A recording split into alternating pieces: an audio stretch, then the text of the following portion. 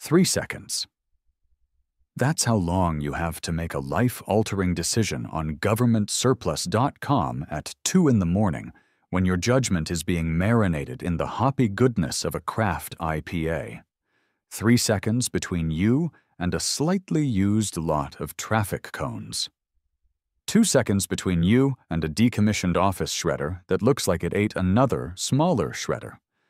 1 second between you and what your beer-goggled brain has identified as the deal of the century. My finger hovered over the glowing green button. On the screen was a 2015 Ford E450. A big, beefy, beautiful box on wheels. My grand vision for the better part of a year had been to escape the soul-crushing monotony of my work-from-home data analysis job by embracing hash van life.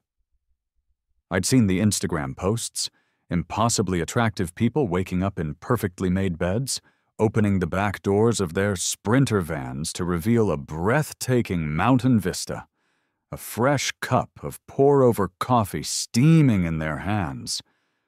My life was more waking up to the sound of my cat knocking a glass off the counter and staring at spreadsheets until my eyes bled. This van was my ticket out. The listing was beautifully vague.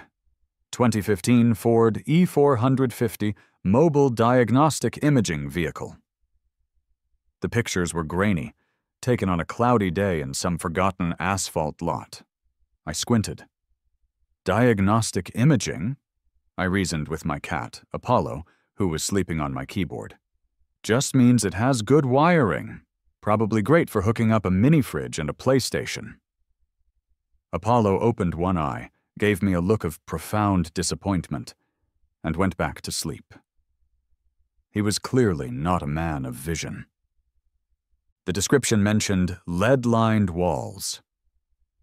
Excellent, I thought. Great insulation for those cold mountain nights. It had low mileage and a robust diesel engine. The price was laughably low. It was practically begging me to buy it. It was a rolling monument to my own genius, a pre-built fortress of solitude that I could transform into the ultimate adventure mobile. "What's the worst that could happen?" I whispered, the classic last words of many a doomed protagonist. Click. The screen refreshed. "You are the winning bidder." A wave of euphoria washed over me. I did it. I, Alex Carter, was no longer just a cog in the corporate machine. I was a future wanderer, an adventurer, a man with a van. I went to bed dreaming of redwood forests and desert sunrises. I woke up to the cold, sober light of morning and an email with a subject line that seemed far more ominous than it had the night before. Payment receipt and logistics for your asset. I opened it. Congratulations on your purchase of 2015 Ford E450 Mobile Diagnostic Imaging Vehicle. Asset. They called it an asset, which is government speak for a problem that is now legally yours. I scrolled down to the logistics section. Delivery would be handled by a third-party heavy haulage company. I needed to schedule a drop-off time. I called the number. A gravelly voice answered on the second ring. "Big Gus is hauling." "Hi, yes, I need to schedule a delivery," I said, trying to sound like a person who buys 12 000-pound vehicles on a regular basis. "It's a Ford E450. There was a pause. "The X-ray van?" Gus asked. My stomach did a little flip. Yeah, the mobile imaging one." "Right. The X-ray van," he repeated, with an emphasis that suggested he found this hilarious. "Listen, kid, I just got one question for you. You got clearance for a Class 7 vehicle in a residential zone? And a licensed operator for the zappy parts?" "The what parts?"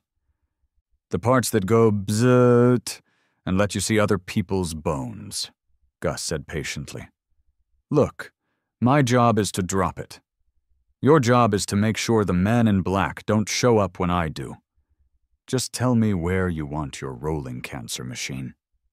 I gave him my address, my voice a squeak. I hung up the phone and stared out the window at my quiet, painfully manicured suburban street. Every lawn was the same height. Every mailbox was the approved shade of taupe.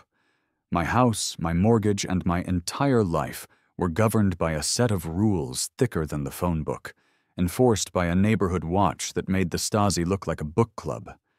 And I had just bought a 6-ton, lead-lined, potentially radioactive X-ray van. Apollo jumped onto the desk and meowed, as if to say, "This is the worst that could happen." Before the rolling embodiment of my poor life choices could even arrive, I got a taste of the local justice system. I found it taped to my front door. It wasn't a note. It was a document. Laminated, of course. A courtesy violation notice from the Maple Creek Estates Homeowners Association. My crime against humanity? Infraction: tardy refuse container. Description: municipal waste receptacle, 1. Was observed to be visible from the public thoroughfare at 9:05 p.m. on Tuesday. Per Article 7, Section 4C of the Maple Creek CC and Rs, all receptacles must be concealed from view by 8 p.m. on the day of collection. Remediation required. Immediate. It was signed in a sharp, aggressive script by Carol Butler, HOA president. I peeled the notice off my door. She'd used packing tape, the kind that leaves a permanent gummy residue. It was a power move. I looked at the offending garbage can, sitting meekly by the side of my garage. It had been a long day. I'd forgotten to drag it back an extra 10 feet. A crime worthy of lamination. I spotted her a few houses down. She was on her hands and knees in her neighbor's yard, a tape measure stretched across the lawn. Carol was a woman in her late 50s who looked like she'd been sculpted from granite in disapproval. She wore beige slacks, a beige polo shirt, and a beige visor that did little to shade the permanent scowl etched onto her face. I walked over, the laminated notice in my hand. "Morning, Carol?" She looked up, shielding her eyes. "Alexander." She never called me Alex. I was always Alexander, usually pronounced with the same tone one might use for infestation. "Got your memo," I said, holding it up. "Just wanted to make sure everything was okay. Seemed a little intense for a trash can." She rose to her feet, brushing blades of grass from her knees with surgical precision. "The rules," she said, her voice crisp and devoid of warmth, "are the bedrock upon which Maple Creek's property values are built. We are a community of standards. Anarchy begins with tardy refuse containers." I had to physically restrain myself from laughing. Right, anarchy. Wouldn't want society to crumble because of a rogue recycling bin. My mistake. "See that it doesn't happen again," she said, her eyes narrowing. She gestured at the lawn with her tape measure. "Mr. Henderson's fescue is a 1/4 inch over the mandated 3-inch maximum, a 1/4 of an inch. That is how quickly things can unravel." I looked at the perfectly green lawn, then back at her dead, serious face. This was my neighbor. This was the woman in charge of the bedrock of my community. I was beginning to understand that living in Maple Creek wasn't about community at all. It was a non-stop, high-stakes game of Simon Says, and Carol was Simon. "Well, I'll let you get back to defending civilization from unruly grass," I said, my sarcasm so thick I was surprised it didn't drip onto her orthopedic sneakers. She gave a curt nod and went back to her measurements. I walked back to my house, the laminated notice feeling like a declaration of war. Inside, I sat down at my computer and pulled up the email from Gus's hauling. Delivery was confirmed for Friday. In 3 days, a vehicle that was the physical opposite of everything Carol and her beige world stood for would be arriving. I looked out the window at Carol, who was now jotting down notes on a clipboard. A slow, mischievous grin spread across my face. Maybe this wasn't the worst idea I'd ever had. Maybe it was the best. Friday arrived like a bad omen. The sky was a flat, boring gray, the official color of the Maple Creek estates. I'd spent the last 2 days in a state of low-grade panic, reading and rereading the HOA bylaws. I found plenty on lawn maintenance, mailbox uniformity, and the approved colors for exterior paint, a thrilling palette ranging from desert sand to slightly darker desert sand, but surprisingly little on the storage of mobile diagnostic imaging equipment.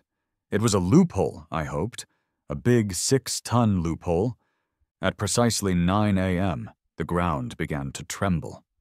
A low, guttural rumble echoed down the street, the kind of sound that makes you think a tectonic plate is shifting. Windows rattled. Small dogs started barking. A deep, guttural roar shattered the suburban quiet. It was the sound of a Kenworth W900, a truck so large it seemed to be towing its own gravitational field, and strapped to its flatbed trailer was my van. My glorious, terrifying van. It was so much bigger in person. The photos hadn't done it justice. It was a monument of faded white fiberglass and institutional despair. And the logo? Oh, the logo. It wasn't a breakdancing skeleton. It was the logo for Rad Mobile Imaging Services, featuring a cartoon atom with googly eyes and a friendly wave, underneath which was the cheerful slogan, "A clearer look inside." It was a rolling atrocity. It was perfect. Gus swung the massive rig around the corner with the grace of a ballerina, which was impressive considering he was maneuvering 70 feet of steel and rubber. He brought it to a halt directly in front of my house. The engine's air brakes hissing like a dragon sighing. Curtains twitched up and down the street. Mrs. Gable from across the way, who I don't think I'd ever seen leave her house, was standing on her porch in a floral housecoat, staring with her mouth agape. I walked out to meet Gus as he hopped down from the cab. He was a barrel-chested man with a beard that looked like it had been in a fight with a badger and won. He wiped his greasy hands on a rag and looked from me to the van, then back to me. "All right, kid," he grunted, spitting a stream of tobacco juice into a nearby bush. "Where do you want this beast? And you better be sure, 'cause I ain't moving it twice." "Just right there," I said, pointing to my driveway. "Should slide right in." Gus squinted, looking at the narrow strip of concrete that was my driveway, then back at the van, which had the approximate dimensions of a small whale. "You ever try to fit a rhino in a doggy door? 'Cause that's what you're asking me to do." "It'll fit," I said, with more confidence than I felt. "It has to." "Your funeral." He shrugged and climbed back onto the flatbed to unhook the transport chains. The clang of heavy steel echoed through the morning quiet. And then I felt a disturbance in the force, a shift in the air that signaled the approach of concentrated beige. I turned. There she was, Carol, marching down the sidewalk with a clipboard clutched to her chest like a ballistic shield. She wasn't running, but her power walk was so determined it bent the laws of physics around her. She came to a halt at the edge of my lawn, her eyes wide with a mixture of horror and vindication. This was the moment she was born for. "Alexander," she said, her voice dangerously calm. "What is the meaning of this?" "Morning, Carol," I said cheerfully. "Just a little delivery, doing a bit of a project." "A project?" she scoffed, gesturing to the van. "That is a commercial vehicle. Furthermore, it appears to be some form of medical apparatus." She said the word medical like it was a particularly nasty stain. Gus, who had just unhooked the last chain, chimed in. "It's an X-ray van, ma'am." Carol's face went pale. "X-ray as in radiation?" "The very same," I said with a grin. "Gotta get a clearer look inside, you know?" Her eyes narrowed to slits. She brandished her clipboard. "I have here a copy of the Maple Creek CC&Rs. Article 10.1, Section 2, Paragraph 4. Expressly forbids the parking of any commercial vehicle, mobile home, trailer, or boat, in any driveway or public thoroughfare for a period exceeding 4 hours. Well, it's not a mobile home, trailer, or boat, I countered, and I plan on parking it for much, much longer than 4 hours. Furthermore, she pressed on, her voice rising, the presence of a vehicle containing potentially biohazardous or radiological materials is a direct violation of our community's health and safety standards. I am ordering you to cease this delivery at once. Gus looked from her to me. He pointed a thumb at his watch. Clock's ticking, kid. You want it or not. My schedule says I gotta be in Dayton by 4. The standoff was set. Me, the impulsive idiot. Gus, the hourly waged force of nature. And Carol, the immovable object of suburban tyranny. This was not going to end well. The air crackled with unspoken threats, and the low hum of Gus's diesel engine. Carol stood her ground, a small beige garden gnome guarding the gates of hell. I will not allow you to bring that thing into this neighborhood, she declared. It's already in the neighborhood, Carol, I pointed out. It's just on a bigger truck right now. Gus let out an impatient sigh. Look, lady, I get paid to drop the cargo. I don't care if it's a van or a solid gold toilet. You got a problem, take it up with him. He jerked a thumb at me. But you're not stopping me from doing my job. He climbed into the cab of the flatbed, and with a groan of hydraulics, began to lower the rear ramp. The heavy steel grated against the asphalt. That sound was the last straw for Carol. Her face, which had been a mask of controlled fury, crumpled into pure desperation. She looked left, then right. Her gaze landed on her own pristine white Lexus SUV parked in her driveway across the street. In a move of such breathtaking audacity, I almost had to respect it. She fumbled for her keys, sprinted to her car, and in less than 10 seconds had whipped it out of her driveway and parked it perfectly parallel to the flatbed, completely blocking any path for the van to be unloaded. She killed the engine, got out, and folded her arms, planting herself in front of her car. "This vehicle is not authorized," she announced to the small crowd of neighbors that had now gathered at a safe distance. "This street is now closed in the interest of public safety." Gus leaned out of his window, his face a thundercloud. "Are you out of your damn mind, lady? You're blocking a public road. I could have you towed." "Go ahead and try," she shot back. "The police will see that I am performing a necessary civic action to protect our property values from radiological contamination." Gus threw his hands up in despair. He looked at me. "Kid, this is a new one. I got maybe 15 more minutes before I gotta pack it in. If I can't unload, I'm taking the van back to the depot, and you're eating the cost. All of it." Panic set in. I was about to lose my van and be on the hook for a bill that would probably require me to sell a kidney. I looked at Carol, standing there so smug, so triumphant in her petty victory. I looked at her illegally parked Lexus. I looked at my van, a beautiful monument to bad decisions trapped on the flatbed, and then I looked at her driveway, her wide, empty, pristine 3-car driveway, sitting there like an open invitation. A plan bloomed in my mind. It was devious. It was childish. It was perfect. A grin spread across my face. The 3-minute war had begun. Minute 1. I walked calmly over to Gus's window. "New plan," I said, keeping my voice low. "Unload it, right here, in the middle of the street." Gus stared at me. "Are you crazy? The cops'll have my hide." "It'll only be there for 60 seconds, I promised, pulling a crumpled $100 bill from my pocket and shoving it toward him. "Just get it on the asphalt. It becomes my problem after that. Please." He eyed the money, then eyed Carol, then me. A slow grin spread across his face. He'd seen the same thing I had. "All right, kid," he said, snatching the bill. "Your problem." He fired up the hydraulics again. Minute 2. The van began its slow, Majestic descent down the ramp. Carol started screeching. "What are you doing? You can't leave that there. That's illegal. You're blocking traffic." I walked over to her, putting on my most concerned face. "You know what, Carol?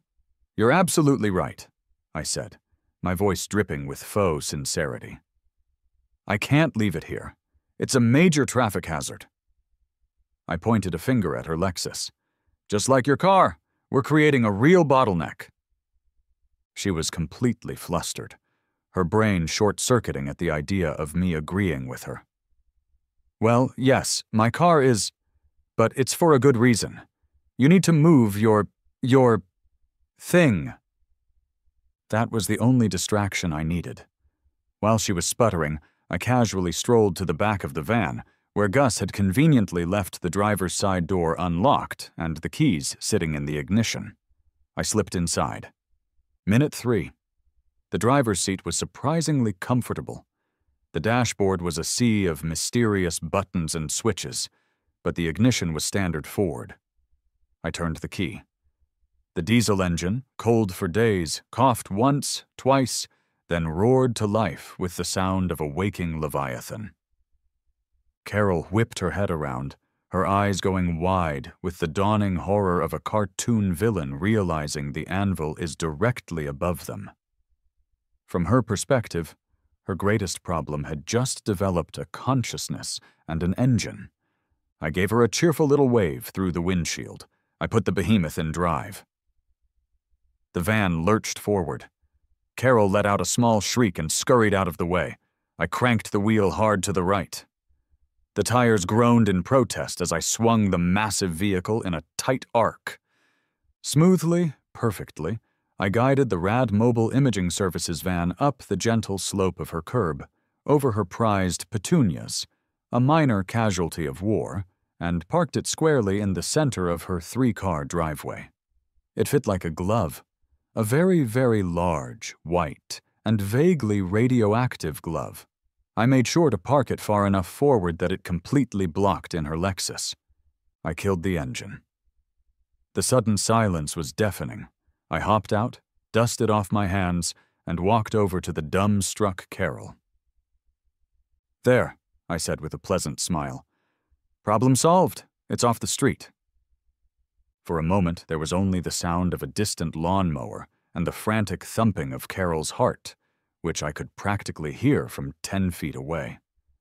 Her face cycled through a series of emotions: shock, confusion, indignation, and finally, a shade of incandescent rage that was nowhere on the HOA's approved color palette. Her mouth opened and closed like a fish, but no sound came out. Then she found her voice. You can't do that!" she finally shrieked, pointing a trembling finger at the 6-ton trophy I had just parked in her life. "Well, I just did," I replied calmly. "It seemed like the neighborly thing to do. You cleared the street for me, and I cleared my van for the street. Teamwork." Gus, from the cab of his now unburdened truck, let out a loud bark of a laugh. He gave me a thumbs up, slammed his truck into gear, and rumbled away down the street, leaving me alone to face the consequences. The small crowd of neighbors, sensing that the main event was over and that lingering could mean being called as a witness, quietly dispersed. Carol fumbled in her beige handbag, her hands shaking with so much fury she could barely operate her phone. "I'm calling the police! You will be arrested for vehicular terrorism." "I'm pretty sure that's not a thing," I said, leaning casually against her mailbox. "But feel free. I'll wait." 15 minutes later, a police cruiser rolled silently up to the curb. 2 officers got out. The first was older, with a weary face that suggested he'd seen every stupid thing humanity had to offer, and this was just another Tuesday. This was Officer Miller. The second was younger, greener, and had a look on his face that was desperately fighting a smile. Officer Jenkins. "Folks," Officer Miller said in a tired monotone, "we got a call about a dispute involving a van." He looked at the X-ray van sitting majestically in the driveway, then at me, then at the sputtering Carol. This maniac, Carol began, her voice trembling, has illegally parked his nuclear reactor in my driveway. I want him arrested. I want that thing impounded. Officer Miller turned his placid gaze to me. Son, care to explain your side? I gave him my most reasonable, law-abiding citizen smile. Certainly, officer. It's simple. This lady, I said, gesturing to Carol, used her car to illegally block a public road, which was preventing a legal delivery of my property. I was concerned about public safety, so I moved my property from the public road to the nearest available private space to clear the obstruction. It was a civic duty, really. Officer Jenkins coughed, a sound that was suspiciously like a snort of laughter. Officer Miller shot him a look. Miller pinched the bridge of his nose, a long, slow gesture of a man whose will to live was draining away. So, let me get this straight. She blocked the road with her car, so you took your radiation truck and parked it in her driveway?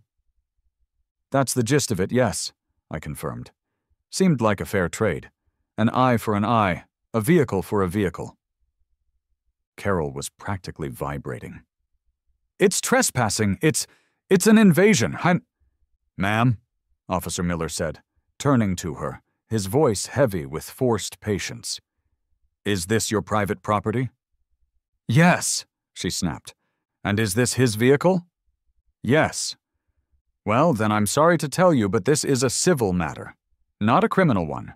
We can't force him to move his vehicle off your private property any more than we could force your cousin to get off your couch if you invited him over. I did not invite him, Carol screamed.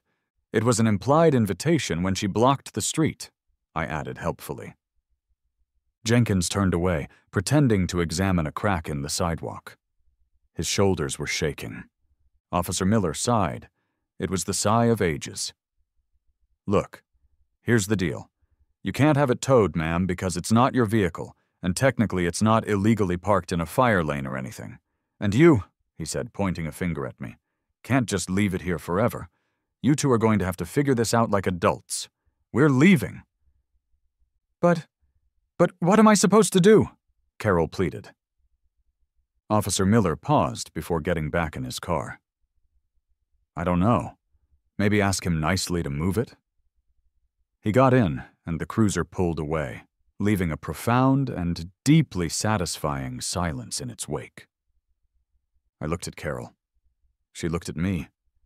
The van sat between us, a monument to spite. Her Lexus was trapped. Her driveway was occupied. Her authority was in ruins. She stared at the van, then at me, her face a mask of pure, undiluted hatred. She spun on her heel without another word and stormed into her house, slamming the door so hard one of her ceramic garden gnomes fell over. I smiled. Round one was mine. The van sat in Carol's driveway for 3 days. It was a beautiful, passive-aggressive statement. Every morning I'd make my coffee and look out the window at it, and every morning I'd see Carol's blinds twitch. We had reached a stalemate. I couldn't work on my project, and she couldn't use her garage. It was a Cold War fought across a perfectly manicured lawn. But I knew I couldn't leave it there forever. The grand plan, van life, still called to me. I had to get started, which meant I needed contractors. My first call was to a local welder, a guy named Mike whose ad promised, "No job too weird." I figured my situation qualified. Mike pulled up in a rusted-out pickup, took one look at my X-ray van sitting in my furious neighbor's driveway, saw the face of Carol glaring out her living room window like a gargoyle, and immediately put his truck in reverse. "Hey, where are you going?" I called out, jogging after him. He rolled down his window. "Son," he said, pointing at Carol's house, "I've been married for 30 years. I can recognize a cloud of impending doom when I see one. That right there is a Category 5 hurricane of, I want to speak to the manager."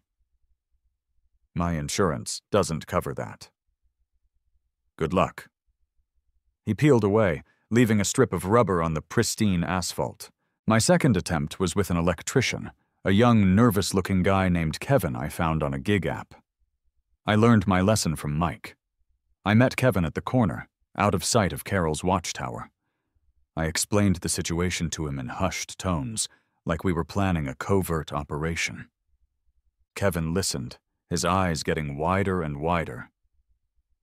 "So, you want me to run power tools on that van while it's in her driveway?" he whispered. "Exactly," I said. He thought about it for a long moment, nervously chewing on his lip. "Okay," he finally said. "I'll do it, but I have conditions. I work under a tarp, I wear a fake mustache, and you pay me in cash. In full. Up front." "Deal," I said, not even hesitating. My third call was to a plumber. I needed someone to help me plan out the water tanks and drainage. The company's receptionist sent over their senior guy, Sal. Sal was a man in his 60s, built like a fire hydrant, with hands like catcher's mitts and a magnificent soup strainer mustache. He arrived, took in the entire suburban battlefield with a single, sweeping glance, and started to laugh. It wasn't a small chuckle. It was a deep, booming belly laugh that seemed to shake the very foundations of the Maple Creek estates. "Oh, this is beautiful," he wheezed, wiping a tear from his eye. "This is a work of art." "You're not going to run away?" I asked, surprised. "Run away?" Sal bellowed. "Kid, I've been dealing with HOA busybodies for 40 years. I've seen 'em write people up for non-regulation wind chimes. I've seen 'em try to fine a guy 'cause a squirrel buried a nut in his petunias. But this," he gestured to the van, "this is next level. This is the Sistine Chapel of petty revenge. I'll do the job for half price just to be a part of it." Sal became my general, my partner in crime. The next day, our grand operation began. We ran a series of heavy-duty extension cords from my garage, across my lawn, across the sidewalk, and across Carol's lawn to the van. It looked like we were setting up for a rock concert. Sal and a mustachioed Kevin worked under a giant blue tarp that concealed their identities and activities, while I acted as lookout. The sound of grinding metal and whining drills echoed through the tranquil neighborhood. Carol was documenting everything. We could see the long telephoto lens of her camera peeking through her blinds, tracking our every move. She'd occasionally come out to take pictures of the extension cords, presumably for a new violation notice titled Unsanctioned Trans-Lawn Electrical Grid. One afternoon, Sal and I were taking a break, drinking lemonade I'd brought out. "You know, she hasn't said a word to us," I noted. Sal took a long sip and nodded sagely. "She's past talking, kid. This is the quiet before the storm. She's not yelling anymore. She's litigating. She's building a case. She's going full paperwork on you." He was right. The first volley arrived the next day. The mailman, a friendly guy named Dave, who usually had a cheerful greeting, now approached my house with the trepidation of a bomb disposal expert. He handed me a thick sheaf of envelopes, all bearing the official Maple Creek Estates letterhead. "Heavy day?" he mumbled, refusing to make eye contact before scurrying away to safety. I sat down at my kitchen table and opened my mail. It wasn't just a notice. It was a full-blown declaration of war. Sal was right. Carol had gone full paperwork. The first fine was for $500. Violation: improper vehicle storage. A subsection noted that the vehicle in question was of a commercial and/or industrial nature, unbefitting the aesthetic character of the community. The second was for $1,000. Violation: unsanctioned construction and/or renovation. This one came with several blurry telephoto lens photos of Sal and the mustachioed Kevin working under the tarp. The third, and my personal favorite, was for $2,500. Violation: potential environmental hazard. It went on to describe, in terrifyingly creative detail, the risk of uncontained radiological particles, hazardous lead-based shielding, and potential bio-waste leakage from my van. She had basically accused me of parking a dirty bomb next to her prize-winning roses. The fines totaled $4,000, with a little note at the bottom. Fines will double for every 48-hour period the violations remain uncorrected. My first instinct was blind panic. My second was rage. But my third, the one that had gotten me into this mess in the first place, was a cold, calculated pettiness. She wanted a paper war? She was about to be outgunned. That night, fueled by 3 cups of coffee and a burning sense of injustice, I did something I'd never done before. I read the entire 200-page Maple Creek HOA Covenants, Conditions and Restrictions document. I read it cover to cover. I read the appendices. I read the footnotes. I highlighted passages. I made notes in the margins. It was the most boring, mind-numbing text I had ever encountered, but within its dense, legalistic prose, I found my ammunition. The next morning, I drafted my first official complaint form and mailed it to the HOA board, making sure to copy Carol. To the esteemed members of the Architectural Review Committee, it began. I wish to report a violation of Article 9, Section 5, Unapproved Flora. The property at 112 Beige Vista Lane, Carol's address, currently displays petunias of a vibrant magenta hue. As you know, this color is not on the pre-approved palette of suburban serenity. Urgent remediation is required to maintain our community's aesthetic harmony. The day after that, I sent another. RE, violation of Article 6, Section 1, failure to maintain a uniform exterior. Please be advised that the welcome mat at 112 Beige Vista Lane measures 30.25 inches in width, a full quarter-inch wider than the specified maximum dimensions outlined in the bylaws. This flagrant disregard for uniformity is deeply troubling. My masterpiece came on Friday. Urgent. Violation of Article 2. 4. Section 2B. Holiday decorations. A small decorative flag commemorating National Arbor Day was observed to be displayed on the property at 112 Beige Vista Lane. As per the CC&Rs, such decorations must be removed within 14 days of the federal holiday. As Arbor Day was over 6 weeks ago, this constitutes a major infraction. Every day, Dave the mailman would make his deliveries, his face etched with a deeper sense of dread. He'd hand me a thick envelope from the HOA, and I'd hand him a crisp, new envelope addressed to them. We were like 2 spies exchanging secrets during the Cold War, except our secrets were about lawn height and welcome mats. The war had escalated beyond the physical realm. It was now a battle of bylaws, a duel of documents. The van in her driveway was no longer just a van. It was a symbol. It was my embassy in a foreign land, and I was using every diplomatic tool at my disposal to fight for its sovereignty.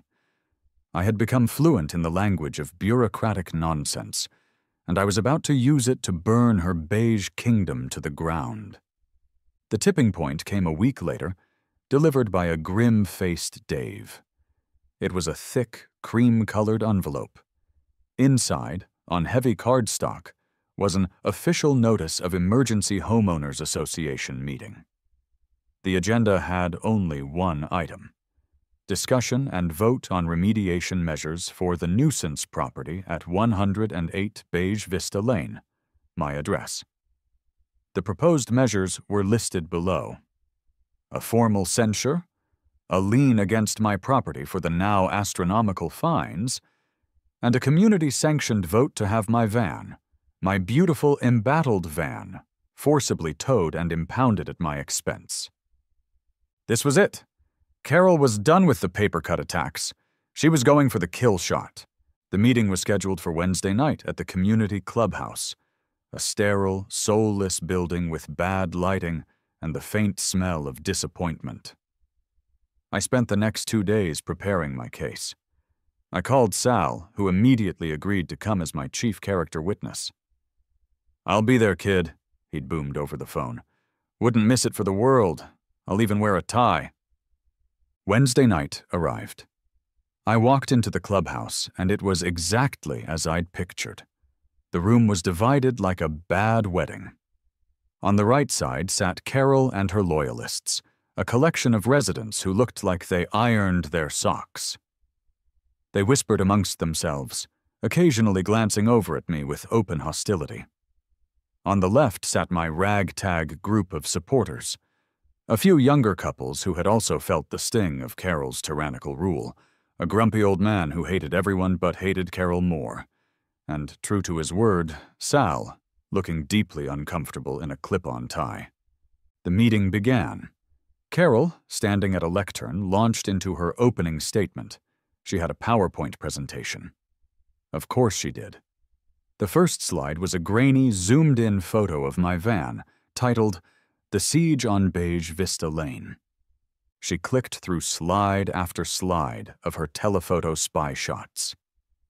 The extension cords snaking across her lawn, a blatant safety hazard, a blurry image of the mustachioed Kevin, unknown and unvetted labor, a close-up of a small oil drip on her pristine concrete driveway, environmental contamination.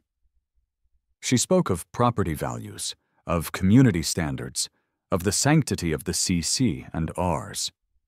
She portrayed me as a lawless heathen who had descended upon their peaceful suburb to sow chaos and radiological waste. By the time she finished, her supporters were nodding grimly. I was cooked. Then it was my turn. I walked to the lectern. I didn't have a PowerPoint. I had one prop, my dog-eared, highlighted, coffee-stained copy of the HOA bylaws. "Good evening," I began. "My name is Alex Carter, and yes, I am the owner of the so-called siege vehicle, currently parked at 112 Beige Vista Lane." I paused, letting that sink in. Carol has made some points tonight. She's spoken about the importance of rules. And I agree. Rules are important, which is why I've taken the time to familiarize myself with them. I held up the thick binder. For example, I've learned a lot. I've learned that according to Article 22, any emergency meeting requires a 7-day written notice to all residents. This meeting was called with only 5 days' notice, making it technically illegitimate. A murmur went through the room. Carol's face tightened. I've also learned that the board cannot unilaterally decide to tow a vehicle from another resident's private property, even with a majority vote, without a court order. Attempting to do so would be illegal. The murmur grew louder. But most importantly, I said, turning a page, I've learned that the rules are only effective when they are applied fairly and without prejudice. Carol has fined me for having an unseemly vehicle. Yet, I have to ask, where is the fine for Mr. Henderson, whose F-250 pickup truck, a commercial-grade vehicle by any definition, has been parked in his driveway for 3 years? Where is the fine for Mrs. Gable, whose beloved garden gnome collection, according to a strict reading of Article 8, constitutes unapproved lawn ornamentation? I didn't raise my voice. I spoke calmly, methodically, laying out the hypocrisy of it all. I wasn't attacking the rules. I was attacking their selective enforcement. This wasn't about a van anymore. It was about a dictator who had been using the bylaws as her personal weapon for years. This isn't about property values, I concluded, looking directly at the residents on the fence. This is about one person's obsessive need for control. The only question you have to answer tonight is, do you want to live in a community or a kingdom? I sat down. The room was silent. The HOA vice president, a nervous man named Jerry, stood up. Well, we still have to vote on the motion to censure Mr. Carter and recommend, legal action. He called for a show of hands. I watched, my heart pounding. A sea of hands went up from Carol's side. Then, hesitantly at first, a few hands went up from mine, then a few more. Sal's hand shot up so fast he nearly dislocated his shoulder. Jerry and the board secretary began counting, pointing and whispering. It was agonizingly close. Finally, Jerry cleared his throat. "The vote is 18 in favor and 18 against." He swallowed hard. The motion does not pass." A collective gasp went through the room. It was a tie. According to a tiny, beautiful loophole I had found in the meeting bylaws, a tied vote meant a failed motion. Carol stood frozen at the lectern, her face ashen. Her power, built on a foundation of laminated notices and intimidation, had just crumbled. The siege was over. I had won. The meeting dissolved into a confused murmur.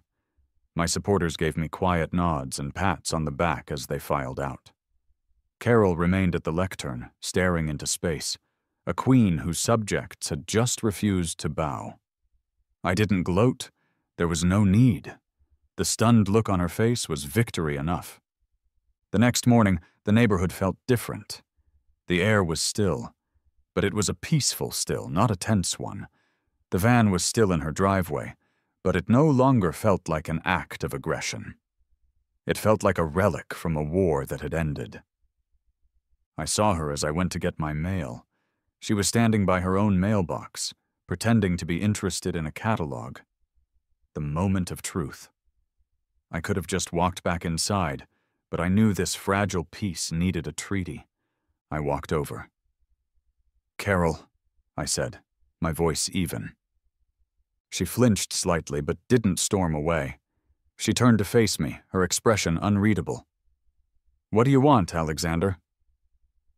"This has been fun," I said, and for the first time, I think I actually meant it. "But my electrician is starting to ask for hazard pay, and I think he's running out of fake mustaches." A flicker of something, maybe amusement, maybe exhaustion, passed through her eyes. "I'll move the van," I said. "Today. I'll put it in my driveway where it was supposed to go in the first place. I've cleared a path. It'll fit now." I looked her straight in the eye. "In return, all the fines, yours and mine, disappear. The complaints are withdrawn. We go back to zero. We go back to just being neighbors. Neighbors who quietly resent each other, perhaps, but who don't weaponize the mailman." She was silent for a long moment, looking at the van, then at her house, then at me. She had lost the public battle, and she knew it. A long, slow sigh escaped her lips, the sound of a general surrendering. "Fine," she said, the word clipped and precise. "Move it." We didn't shake on it. We didn't need to. It was a truce born of mutually assured destruction. I called Sal. He was over in 20 minutes. "I lost the keys somewhere along the way," I admitted sheepishly. Sal just grinned, popped the hood, and with a couple of alligator clips and a screwdriver, hot-wired the diesel engine like he was starting a lawn-mower. It roared back to life. I hopped into the driver's seat. The whole neighborhood seemed to be watching as I carefully backed the Radmobile out of Carol's driveway, across the street, and perfectly into my own. The tires kissed the concrete with a gentle thud. It was home. The war was officially over. Over the next few weeks, a new normal settled over Beige Vista Lane. The work on my van conversion began in earnest, this time in my own territory. Neighbors who had once peered at me through their blinds would now give me a wave. Mr. Henderson from down the street even came over to offer me a beer and ask about the engine. I received a Christmas card a few months early from Officer Miller. Inside, he had simply written, "Please don't." I never received another violation notice. And one afternoon, I noticed Carol's vibrant magenta petunias had been quietly replaced with a more regulation-friendly pastel pink. The truce was holding. Tonight, I'm sitting on the roof of my half-finished camper, a cold beer in my hand. I've installed a skylight, and the frame makes for a pretty good seat. The street below is quiet. The houses are all neat and tidy, their regulation lawns sleeping under the moonlight. From here, I can just see the roof of Carol's house. The lights are on. I think about the absurdity of the last few weeks. The auction, the blockade, the paper war, the town meeting. It was a ridiculous, stressful, and utterly consuming battle over nothing and everything all at once. I look at the big, ugly, beautiful van beneath me, the symbol of my stupid, glorious victory. I raise my can in a silent toast to her house. Then I take a long, satisfying sip. Totally worth it.